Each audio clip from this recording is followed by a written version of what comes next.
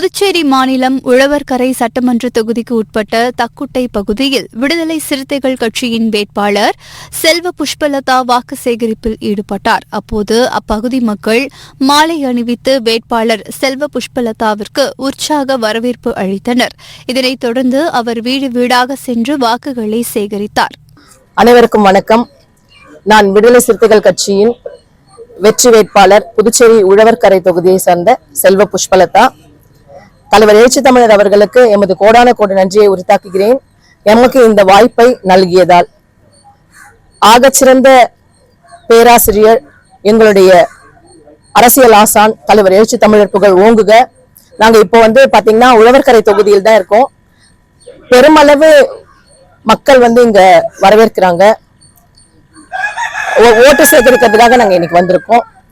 இந்த பகுதியில ஆரவாரத்தோட உற்சாகத்தோட வரவேற்பு கொடுத்தாங்க. காலையில புரட்சியாளர் அம்பேத்கர் சிலை அவர்களுக்கு புரட்சியாளர் அம்பேத்கர் சிலைக்கு மாலை அணிவித்து வீர வணக்கம் செலுத்திவிட்டு இப்போது நாங்க தொகுதிக்குள்ள வந்திருக்கோம். நாங்க நிற்கக்கூடிய இந்த பகுதி தக்கக்குட்டை. இங்கு பெருமளவு எழுச்சியோடு பெண்கள் வரவேற்கிறார்கள். மிக்க மிக்க நன்றி.